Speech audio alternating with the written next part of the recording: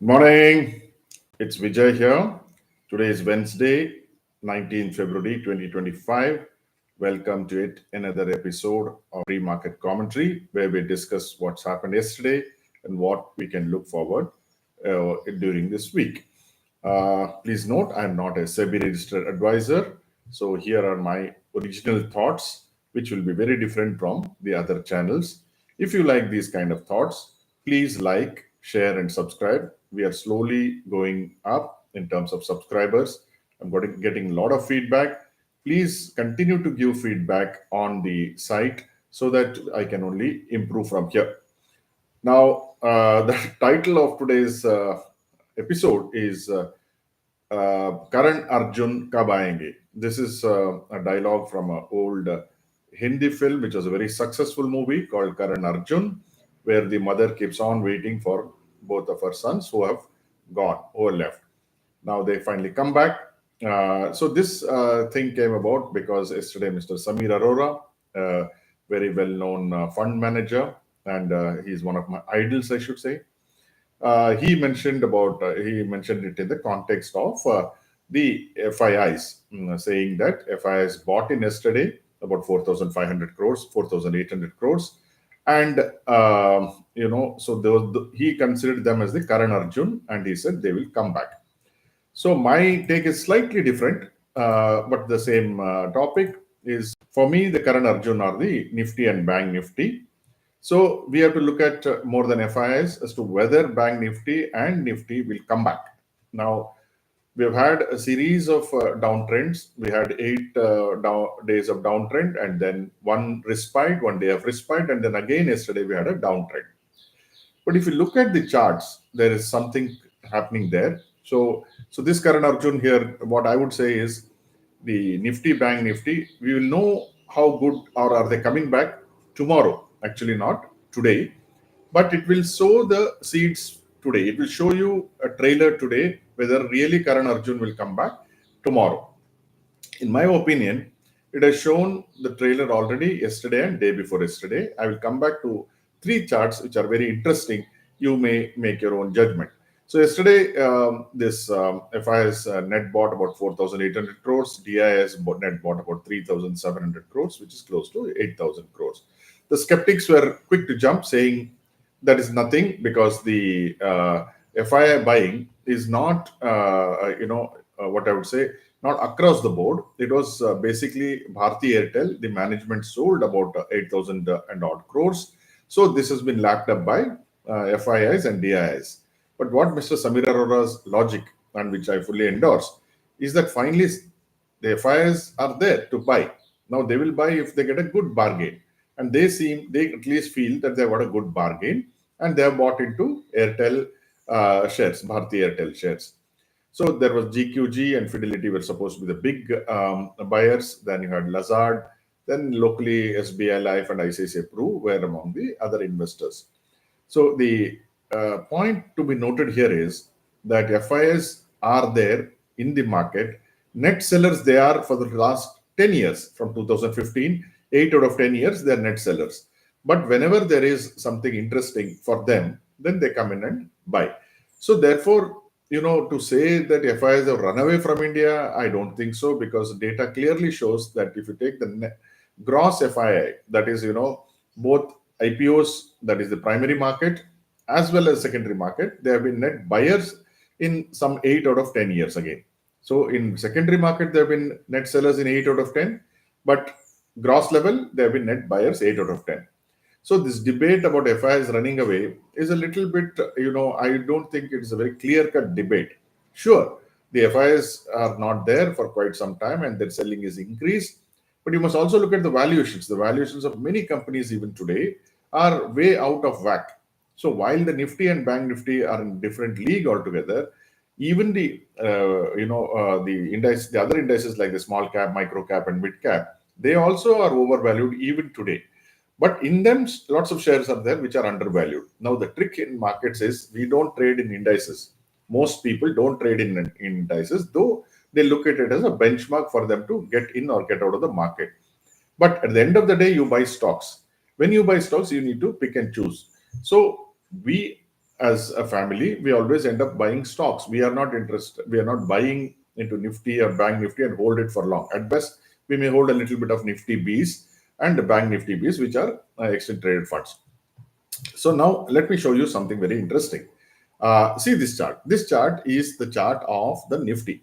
Now Nifty opened, and in the first 20 minutes, it started selling off. And by the time half of the day, it was down and out.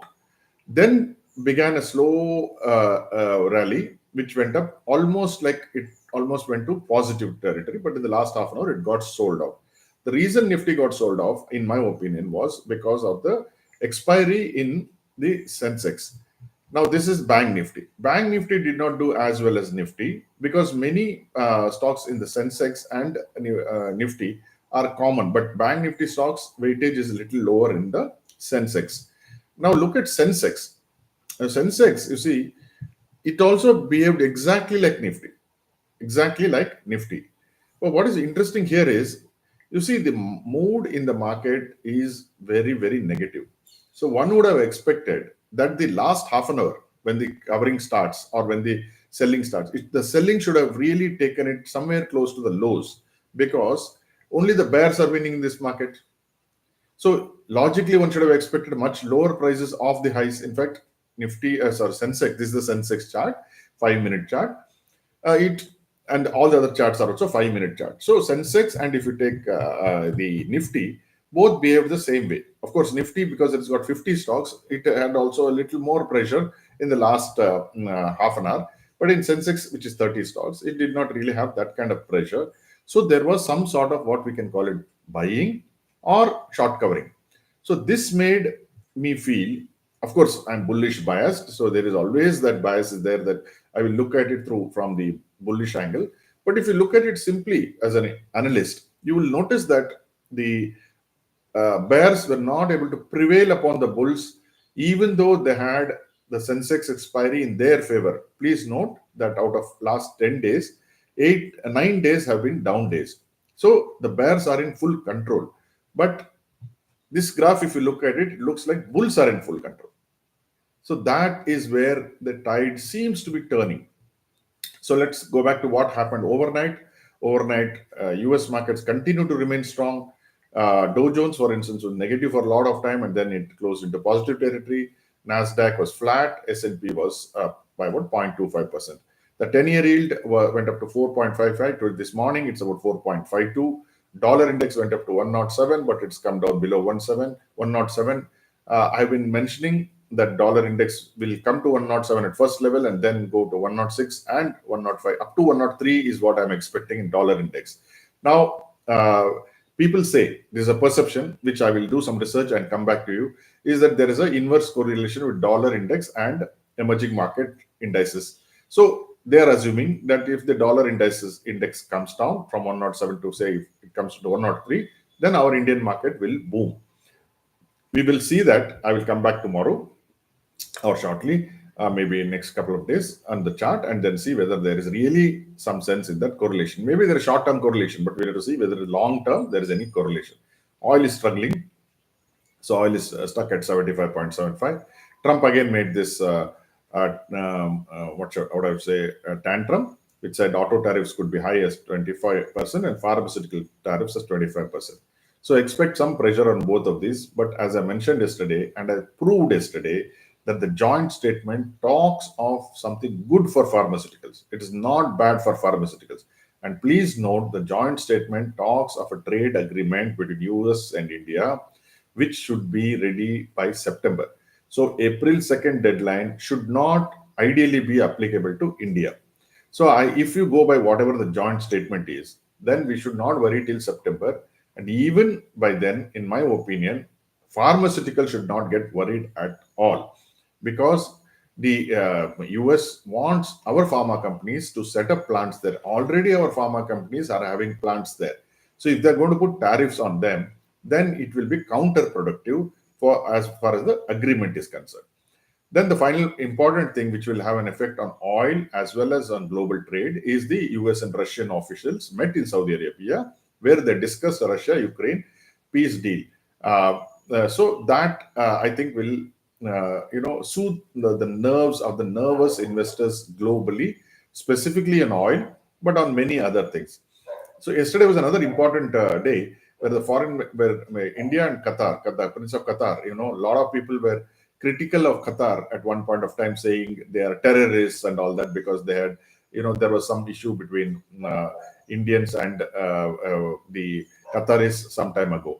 But yesterday, Prime Minister Modi broke protocol and went and met the Emir of Qatar, and they have signed a joint taxation agreement. They want to double trade up to 28 billion in 5 years, and to explore another trade agreement. Now, who are the beneficiaries of this? The beneficiaries of this trade agreement or doubling of trade are two corporates. One is Reliance and one is Adani. That is why probably Reliance was relatively stable in an unstable market yesterday. Same thing with Adani Enterprises. So I think the focus may come back on Reliance in the next few days, because if these guys end up signing an agreement, then Reliance will be the biggest beneficiary, of course, followed by Adani. Adani has got a finger in every pie, but it's also got some criminal cases against them. So we don't know exactly how Adani will play out, but Reliance looks like we might have made a significant bottom. So today again, I go with a positive frame of mind. I do not see any reason why we should be negative. I have showed you by the charts, and based on today's chart, I'll show you some interesting charts tomorrow. So that I want today's close is quite important, because today it looks like as if the markets will again get sold off because of this auto and pharmaceutical tariffs. So we will see. Sometimes the market surprises even the most